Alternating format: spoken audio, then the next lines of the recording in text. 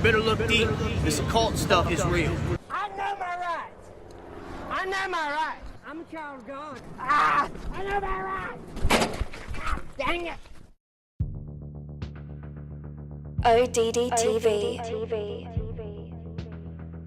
From the earliest known depictions of the Earth, it's always been flat and enclosed by a dome. The Egyptians, Norse, Hindus, Mayans, Incas, Navajos, Hebrews, etc. all knew that the Earth is flat and covered by the firmament, which is basically an impenetrable barrier encapsulating the flat plane.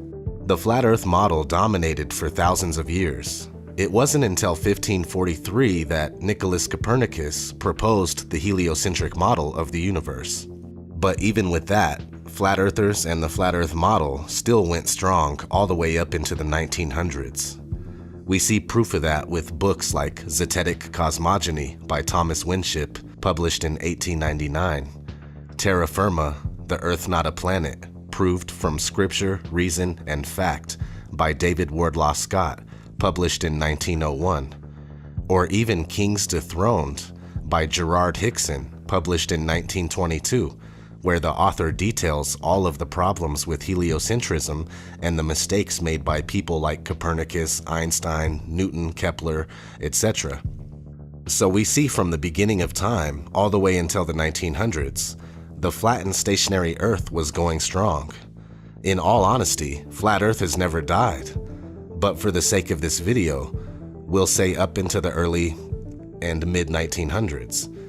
In a magazine from August 1931 called Popular Science, explorer Auguste Piccard went on record stating, "It seemed a flat disk with an upturned edge after ascending 10 miles high on a balloon."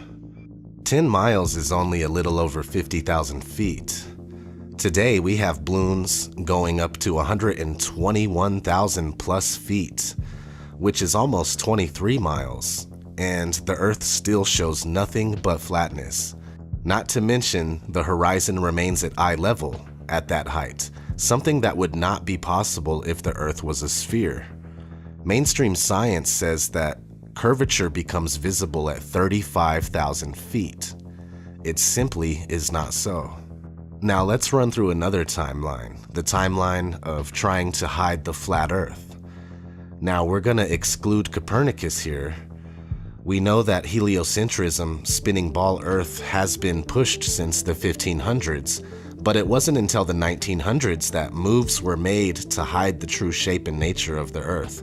In fact, they started programming us in 1912, before Earth's shape was even proven, supposedly. With the founding of Universal Pictures, we have been shown a spinning globe before every movie by that company for over 100 years. But anyway, that started in 1912, and we kept cruising, and in 1946, we have Operation High Jump, where an expedition to Antarctica was led by Admiral Richard E. Byrd. They say they went to Antarctica to train, test equipment, and test the possibilities of establishing and maintaining military research bases. They claim to have charted the Antarctic coastline during this time. Who knows what else they found? Fast forward a little bit. 1955, Operation Deep Freeze. This is just an expansion of High Jump, where more research bases are added to Antarctica. Fast forward a little more, 1958. NASA is established, followed by the proposal of the Antarctic Treaty in 1959, and the implementation of it in 1961. The treaty basically puts Antarctica off limits to civilians, with the exception of guided tours that are carefully supervised. In 1962, Operation Fishbowl takes place. Now this is where people start thinking that they found the firmament or dome during Operation High Jump or Operation Deep Freeze, because for some reason, they started firing nuclear missiles straight up as if trying to mess with the firmament somehow. And not to mention the name of the project, Fishbowl, easily symbolic for the enclosed nature of our world. A lot of people don't believe in nukes, nuclear weapons, but I obviously can't confirm one way or the other. Just do your own research. Okay, so the same year, 1962, JFK gives his famous "We choose to go to the moon" speech. Now, I think all of these events tie into these guys finding out about the true disposition of Earth, including the crystalline canopy that we can't get past. Keep that in mind. They know we are trapped in and we can't leave. And they choose to pretend like we can leave, which comes back and bites them in the ass later. We'll get there, but let's continue. 4 years later, 1966, Lunar Orbiter 1 captures the supposed first ever picture of Earth from deep space. 2 years after that, in 1968, Apollo 8 captures this. In 1969, they capture this after Apollo 11 lands man on the moon for the very first time. And in 1972, on their sixth and final trip to the moon, we get one of the most famous pictures of all time, the blue marble. These alleged pictures of Earth, especially 1972's blue marble, are the entire reason behind pretending to go to the moon in the first place. The spherical Earth, flat Earth debate is over. All the ancient cultures of the world and all of the authors writing flat Earth books well into the 1900s are incorrect. The Earth is not flat.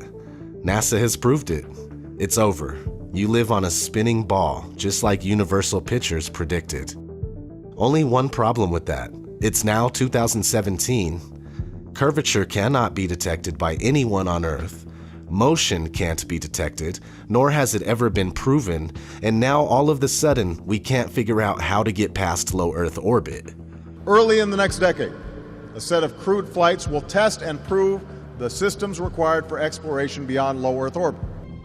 NASA's next spacecraft, already being built and tested across America, will do those things and more. This is the spacecraft that's going to take humans to explore the solar system. It's the next big step for NASA in exploration. Called the Orion Multipurpose Crew Vehicle, or MPCV, this next-generation spacecraft will enable America to explore beyond low Earth orbit. As we get further away from Earth, we'll pass through the Van Allen belts, an area of dangerous radiation. We must solve these challenges before we send people through this region of space. The kinds of technologies that we're testing out on Space Station are definitely helping us with our goals of going beyond low Earth orbit. I think and many would consider it maybe even science fiction. The plan that NASA has is to build a rocket called SLS, which is a heavy lift rocket. It's something that is much bigger than what we have today, and it will be able to launch the Orion capsule with humans on board, as well as landers or other components to destinations beyond Earth orbit. Right now, we only can fly in Earth orbit. That's the farthest that we can go. And this new system that we're building is going to allow us to go beyond and hopefully take humans into the solar system to explore. So the moon, Mars, asteroids, there's a lot of destinations that we could go to, and we're building these building block components in order to allow us to do that eventually. Low Earth orbit is between 99 miles and 1,200 miles away. So we'll say that we can't get past 1,200 miles, and that's a big problem because the moon, according to the heliocentric model, is about 237,000 miles away. Now that's a big difference. Why was it so easy to go to the moon 6 times between 1969 and 1972, but we can't go even 1% of that distance now in 2017? Yeah, 1%. We can't even go 1% of that distance. Of course, they blame it on the idea of a radiation belt, but the truth is that the Van Allen belt is a cover story for the firmament. We live on a flat plane inside of an enclosed structure. It has always been this way, and it will always be this way. The ridiculous notion of us living on a spinning ball darting through infinite space is very new on the complete timeline of mankind. And at the rate things are going, it won't be around much longer. The deception of heliocentrism will have been a very short-lived attempt at removing man from his and her divine nature. This is ODD TV. Thanks for watching. Hi. I wasn't planning on doing any videos while I was on vacation, but I do have some extra time, and as always, lots that's on my mind. being here in Phoenix definitely reminds me of how prevalent the Matrix really is. Just looking around at everything, and I mean, I see it. The moon, the stars, the sun, nature, it's all starting to not,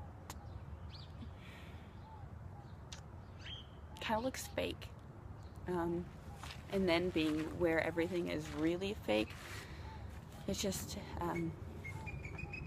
brings a lot of thoughts.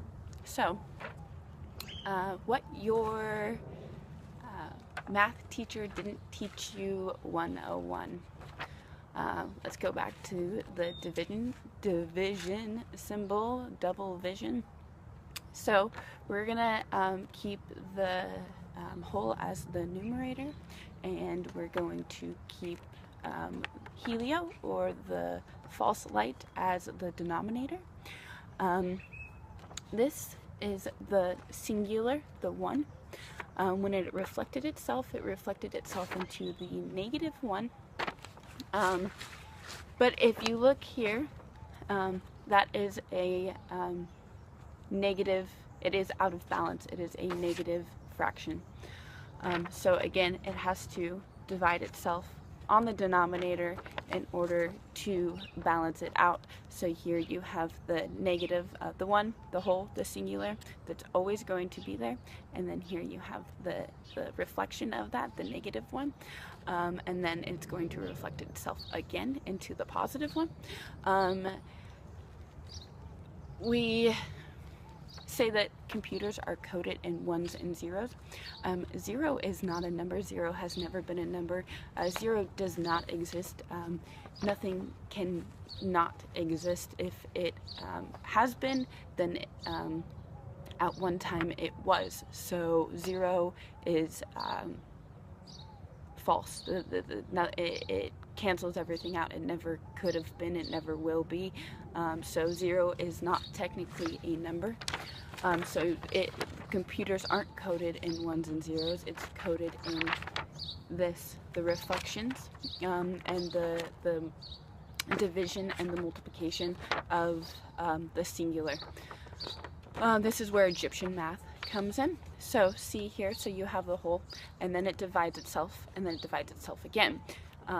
In order to balance this out, because now this is going to be a balanced fraction.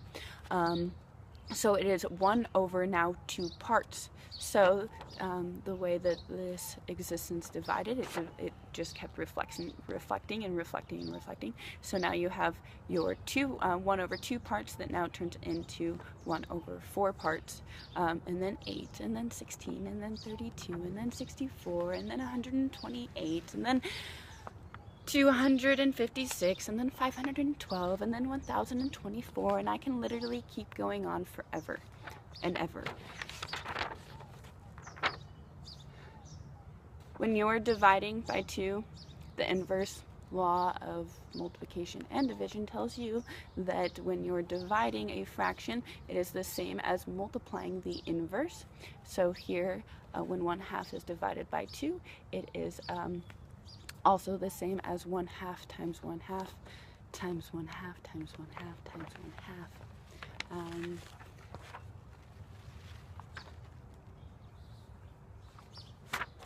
You learned everything that you needed to know in school. They just didn't tell you what to do.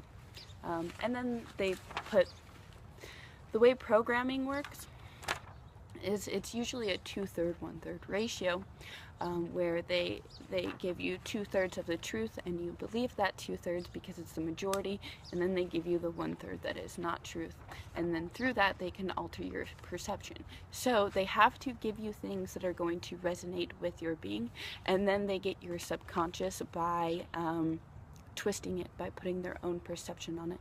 You don't need anybody else's perception but your own. I came to a really wonderful realization.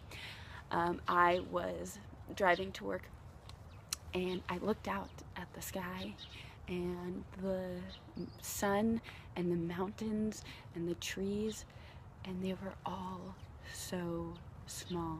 I mean, like, tiny. And it wasn't that they were all small. It's that I was bigger than it all. You come from the singular. Our consciousness is what made all of this.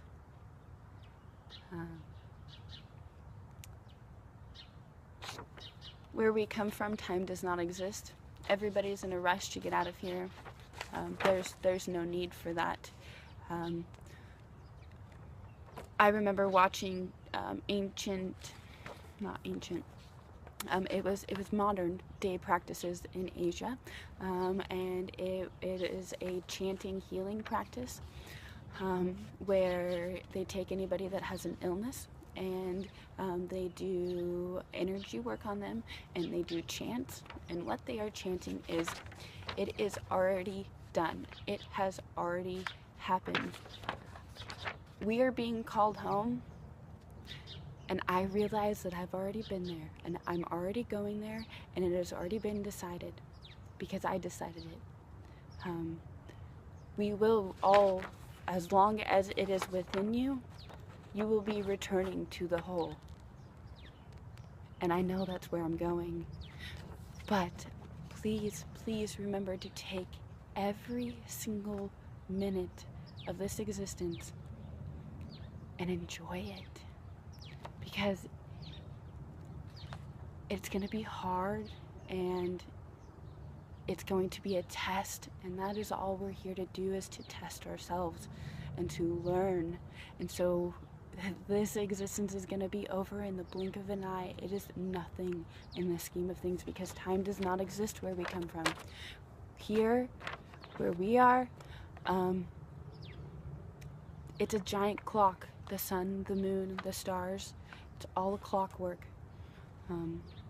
For us to experience time, we don't need to experience time. I'm gonna get going. I mean, live in the now and take every single second to make every single bit of this experience that you can, because it will be over soon. And I don't know about you, but I'll be going home. Have a good day.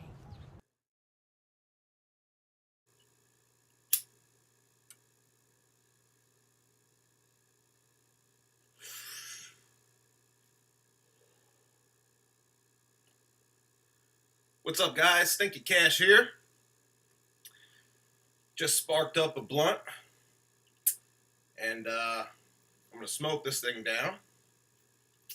Now, I've been reading your comments and some of the messages I've been getting from all my fans and all my subscribers. And guys, I feel awful. I feel so bad that I can't make more videos, that I haven't been able to do it. I haven't been able to fit YouTube into my life of late. But I'm sitting here, I'm smoking a blunt, smoking the good cannabis, and I'm reading these comments, and I decided that I would record a impromptu video, completely on the spot, no cuts, no edits. I'm just gonna talk, and we're gonna get high together, and we're gonna talk. And what's there to talk about? I mean, I haven't made a video in a few months. In the news in 2017, it's all been about fake news, right? Fake news, fake news.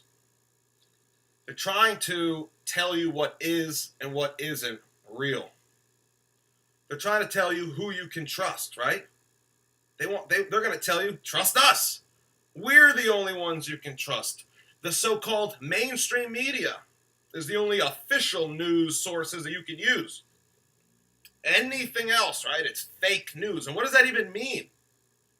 Does that mean satire? Does that mean conspiracy theory? Does that mean opinions that differ from your own? Does that mean opinions that go against the mainstream narrative?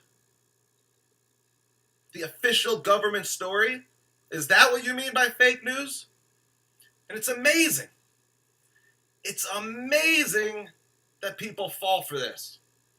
They trust proven liars. They trust fake news sources who are telling them not to trust fake news.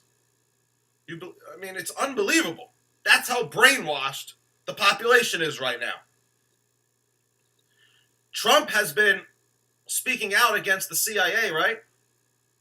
The CIA said that Russia was involved in the DNC hack and that Russia's actions actually affected the vote here in America. It affected the election, that Russia influenced the American election.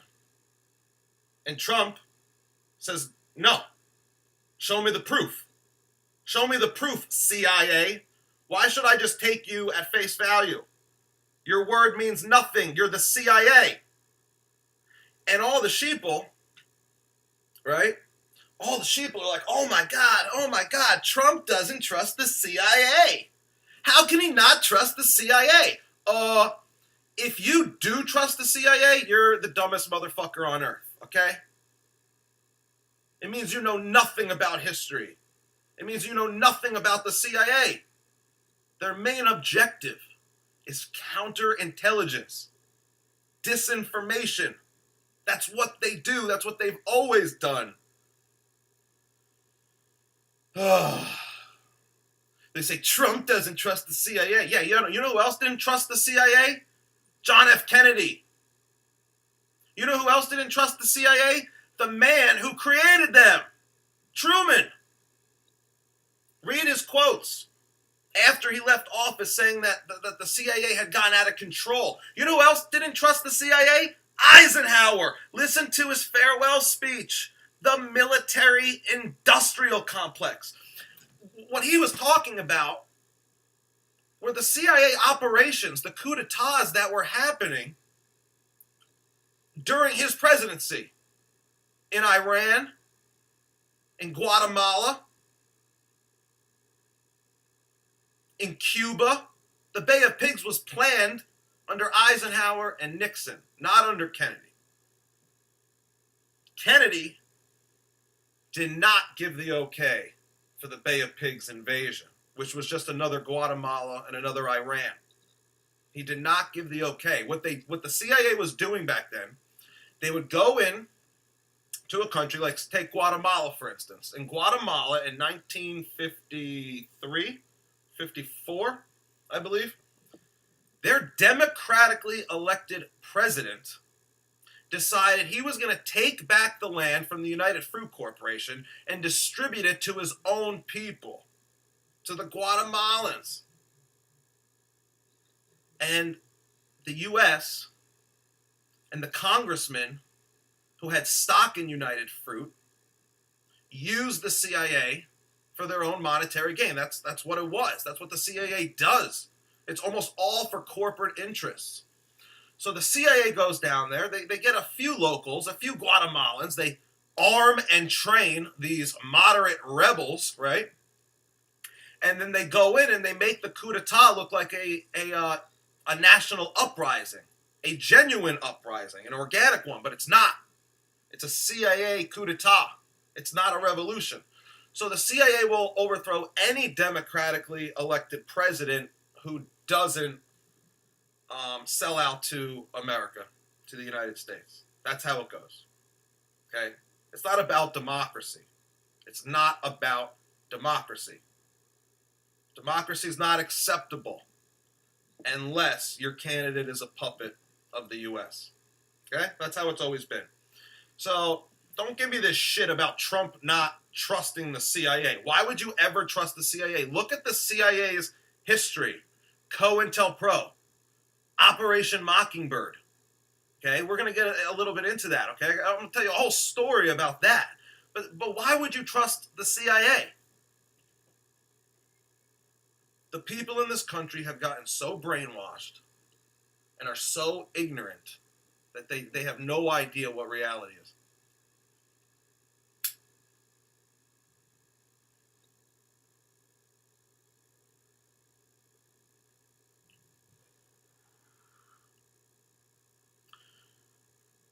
So let's go back.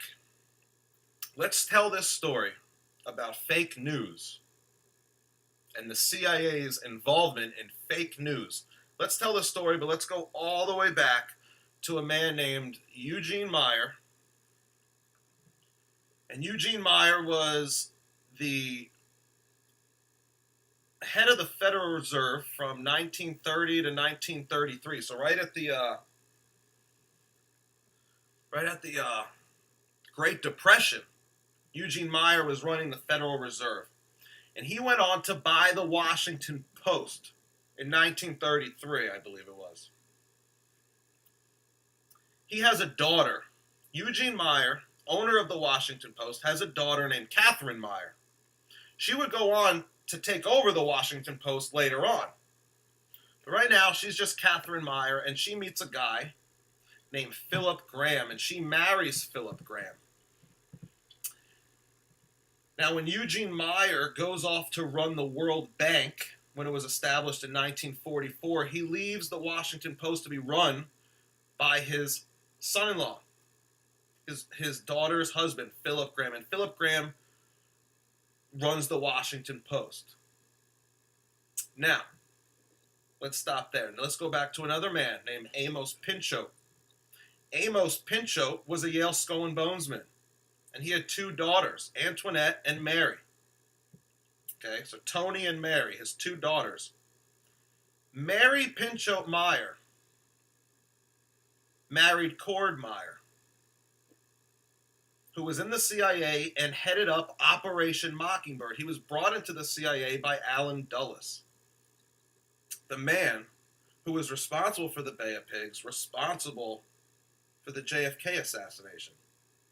So Cord Meyer marries Mary Pinchot, and he's a CIA operative running Operation Mockingbird. Mary's sister, Tony, marries Ben Bradley,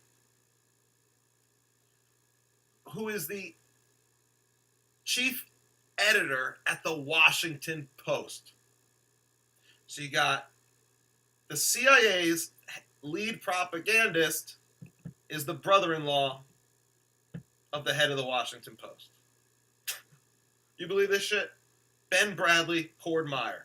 Connected through family ties, connected by secret society ties. Ben Bradley is not just some man who, by his own work, was a self-made man and rose to success. No, Ben Bradley comes from the most prominent, elitist families there are. He comes from the Crown and Shield family. Their name is actually Crown and Shield. I mean, this guy goes back. He's related to popes and the royal bloodline. This guy is no just, average Joe. Now, Mary Pinchot, after she divorced Cord Meyer, she has an affair with John F. Kennedy. And this affair is outed in a board meeting at the Washington Post by Philip Graham. Because Philip Graham and Catherine Meyer Graham, they live in the same neighborhood as Mary Pinchot, Cord Meyer. They know each other. They're like country club buddies. Philip Graham outs the affair between Mary and John F. Kennedy.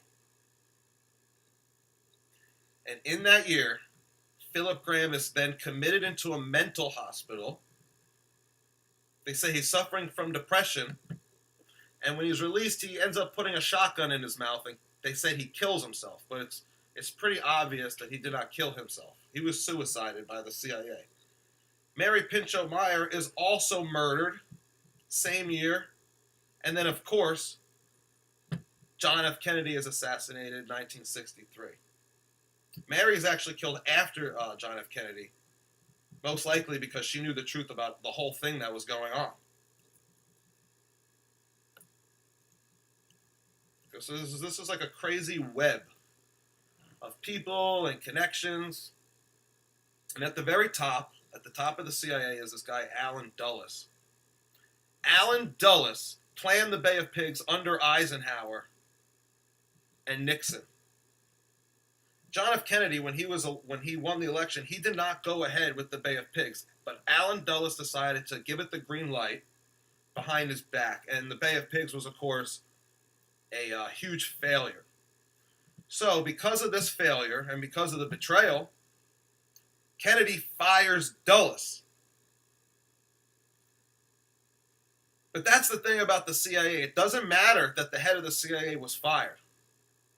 The CIA are these, it's a brotherhood of secret society types. It's all Yale Skull and Bonesman types, especially back then. Almost all the CIA people are Yale Skull and Bones. It's unbelievable, okay? So they're going to remain loyal to Allen Dulles. It doesn't matter that he got fired. They're brothers under the skin, most importantly, okay? The fact that he got fired means nothing. The fact that he's not the official head of the CIA meant nothing. Nothing. They were still loyal to him. The people who ran the Bay of Pigs, who later would run the JFK assassination, they were working for Allen Dulles. And who would become the head, the lead investigator on the Warren Commission, the commission to investigate Kennedy's murder? It was Dulles. Why would the man fired by Kennedy be made the lead investigator of the Warren Commission to investigate Kennedy's assassination? And really, the Warren Commission was not a commission to investigate the Kennedy assassination. It was a commission put together to confirm the official story. That's all it was about.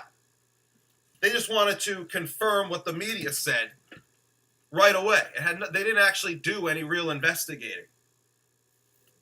To make the official story work, they even had to say, bullets made left turns in midair, that one bullet made 6 different wounds.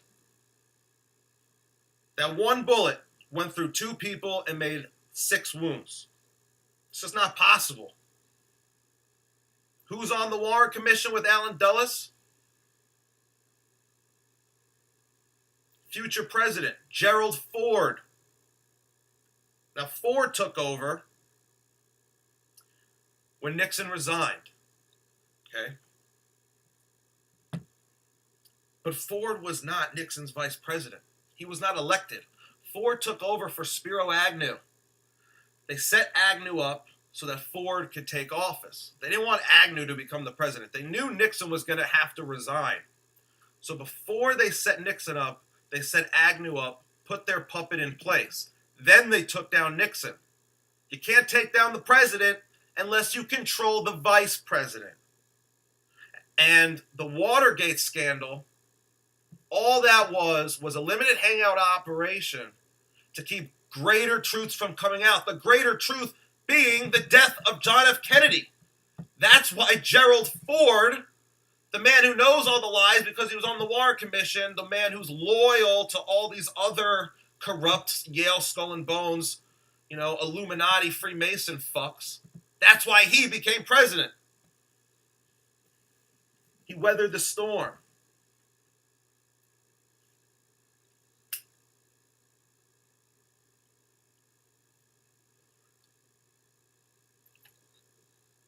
The CIA has always been in the disinformation game. They run the New York Times, the Washington Post, CNN, MSNBC, Fox News. They run it all. All mainstream media is run by the CIA, including Hollywood. Hollywood, yeah, there's some art. There's some art films that come out of Hollywood. But when the government needs a propaganda film made, the CIA works very closely with Hollywood to put out these based on true story propaganda films that piss me off to no end. They piss me off to no end because they make these films. They release the films about events that just happened. Let's talk about Zero Dark 30. They released Zero Dark 30 about 18 months after they claimed they killed Osama bin Laden. And they make the movie to reinforce the lies, to reinforce the government narrative. Because sheeple, do not do real research. They trust what the mainstream media tells them, which is whatever the CIA is telling them. And they trust what they see in movies, if it says based on a true story. So people are going to go to the movie. They're going to see Zero Dark 30, and then they're going to say, oh, I know what happened. Right? They do this for everything now. They got a new one coming out called Patriots Day, right? About the fake-ass Boston bombing. They're going to tell the official story. The bombing happened, or the smoke bomb, right? The false flag happened in 2013. It was April 13th, 2013. I believe that's Patriots Day. I might be off, but, you know, I'm on the fly here with this video. But it was April 2013. This movie comes out less than 4 years after the event. That's ridiculous. People ask themselves, why do they make these movies 4 years later? No, why? It's obvious why. Because they're selling you lies. These are propaganda films made by the CIA. It's just a way to brainwash the masses. Look at the movie Snowden, made by chief propagandist filmmaker Oliver Stone. He makes the movie Snowden. They say it's based on a true story, right? Facebook runs an ad promoting Snowden that says, the true story of Edward Snowden. Bullshit. Edward Snowden is a fraud, another controlled agent pretending to be on the truth side. The man has not released any real truth. I have released 100 times more truth than Edward Snowden. And I'm not hiding out in Russia or whatnot. Okay? Edward Snowden has not released any real truth. He only released information that us conspiracy theorists already knew and have been talking about for years. Okay? It's not about what he says, it's about what he doesn't say. And then he'll tell you a little truth and then mix in the lies. What did Edward Snowden do? He made the NSA look more powerful than they really are. Same logic goes into having a fake security camera. If people see the camera and think they're being watched, they act differently. Of course the NSA would want you to think they're more powerful than they really are. Like the Wizard of Oz. Duh. Why wouldn't you want people to think you're more powerful than you really are? And that's what Edward Snowden accomplished for the NSA. Right? You really think they're listening on every single phone call? I mean, maybe. But trust me, they're government, man. Their shit's weak. They're definitely probably inefficient. That's why they never catch any real criminals. That's why they never actually prevent any serious real crimes from happening before they happen. It's a big bullshit story. Oliver Stone, another Yale Skull and Bones brother. His father, Louis Silverstein, Louis Stone, went to Yale, was a member of Skull and Bones, and Oliver Stone would have been a member of Skull and Bones as well had he not dropped out. And he would have been in the same Skull and Bones class. That's right, as our President George W. Bush, right? George W. Bush. Yale Skull and Bonesman. Here's the funny thing about Skull and Bonesman, right? They're forced to masturbate in front of each other as a ritualistic, it's supposed to be like a trust exercise. Instead of falling back and having their brothers catch them, you know, like you might do when you were in middle school, trust exercises, you know what they do? They masturbate in front of each other. And his father was present for that ceremony. George W. Bush and his Skull and Bones entry ceremony, where he masturbated in front of his brothers, his father was in attendance. So his father watched him masturbate. That's the kind of things that these elitists do. They're all inbred. They don't like to mix the bloodlines. They like to keep it in the bloodlines. They prefer to mate with like third cousins.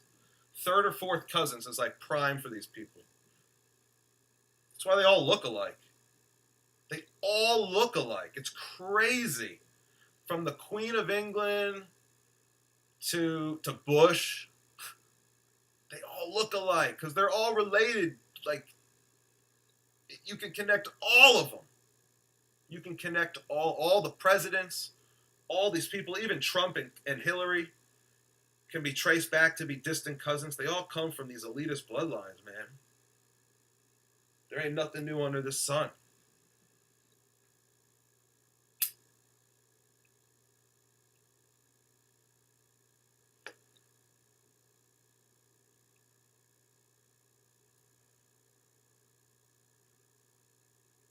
Beware of the CIA. Beware of their fake news. There's such an agenda right now against the truth world. We're getting to them. We are. Because look, they're reacting. The things they're doing, this whole fake news fiasco, even Trump's presidency. Listen, Trump is not on our side, and he didn't just win the election organically. He was selected. I know I didn't think he was selected. I figured it was Hillary. They control both sides, though. Everything happens as part of their script. If Trump won, he was supposed to win.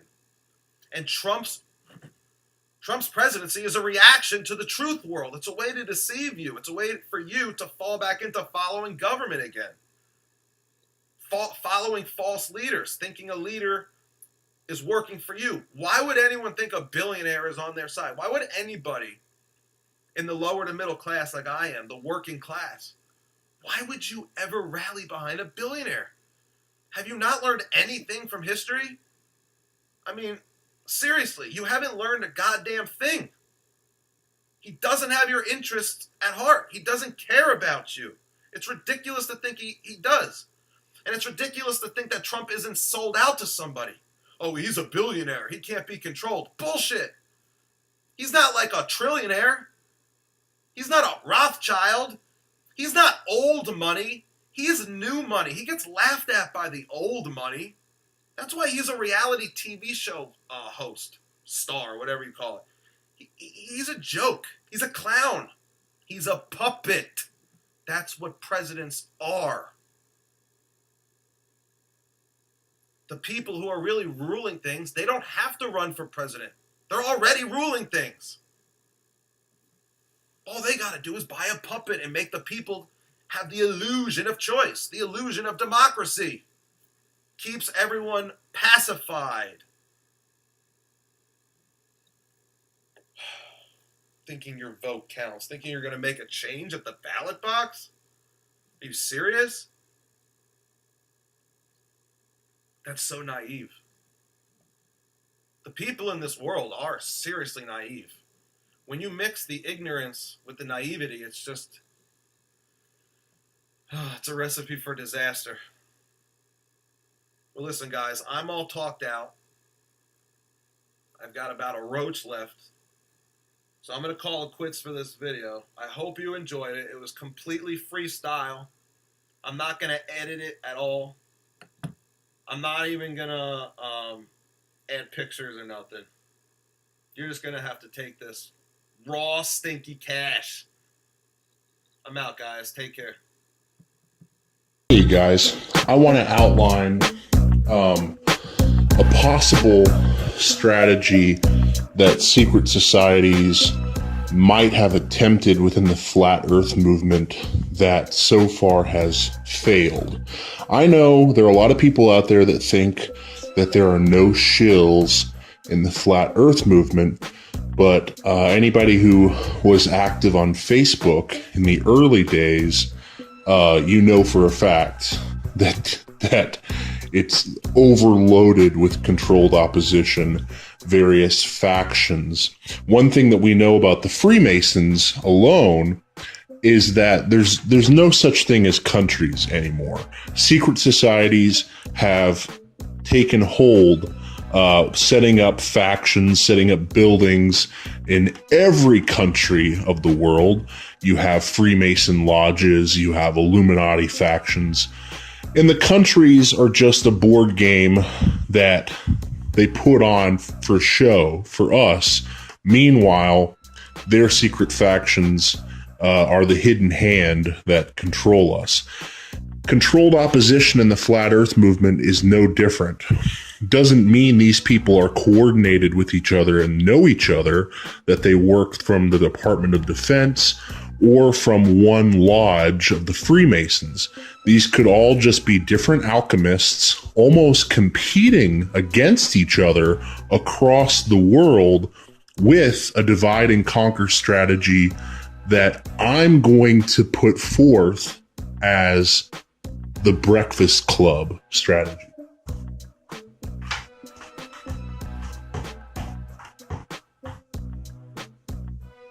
Now, why is it productive to talk about this?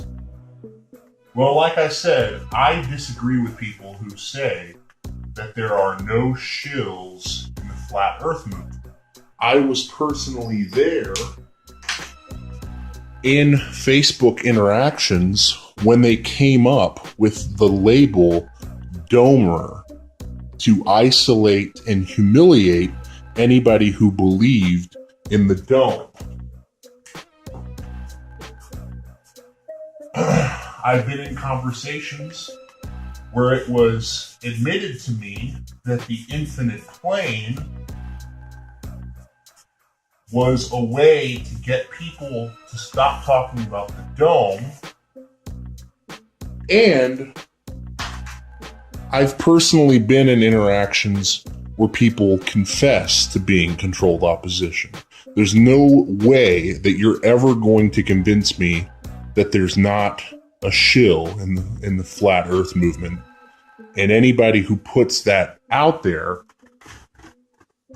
is playing politics. So, the Breakfast Club. What is the Breakfast Club consist of? And I wrote that, you can't even read it. The Breakfast Club is the idea that you send in not one, and we're not going to call them shill, we're just going to call them agents of opposition. You don't send in one agent, you send in like 7 different agents who don't necessarily know each other. But you've got the jock, you've got the nerd, you've got the shy girl, you've got the princess, you've got the outcast, right? Now, the Breakfast Club strategy is pretty genius because you're starting with embedded values. The jock is diametrically opposed to the outcast. The shy girl is diametrically opposed to the princess. These people have completely different values. So, by inflating people into the flat earth movement, what they're potentially doing is taking us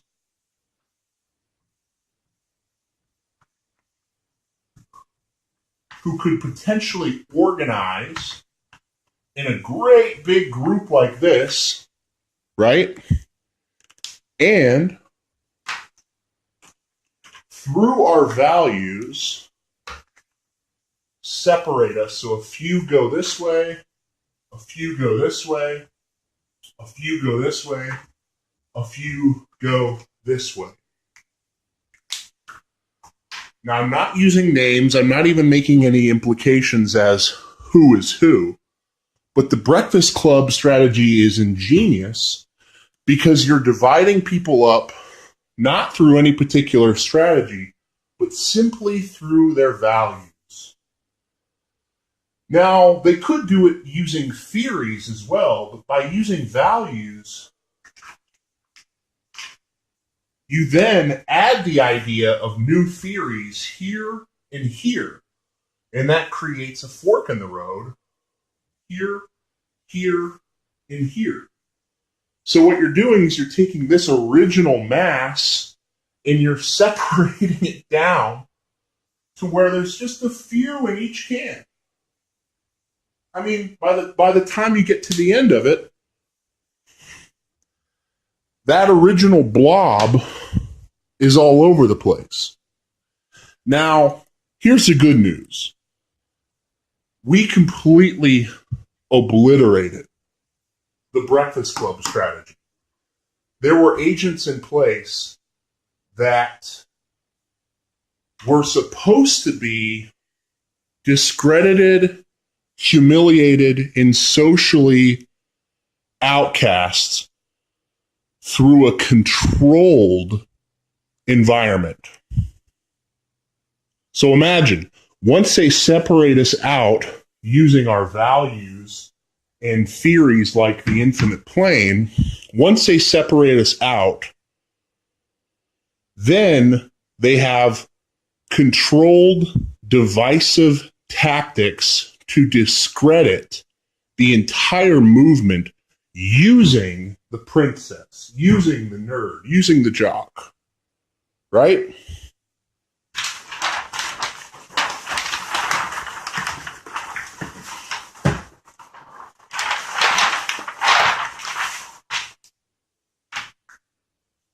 This person versus astrophysicist number one. Now, up to this point, this person has been completely on message and has done nothing to destroy the movement. But in a controlled environment, once we've been separated down by our values, this person gets destroyed. They've inserted a kill switch. Either defamation of character or totally picking the wrong science. One by one, each member of the Breakfast Club could be eliminated.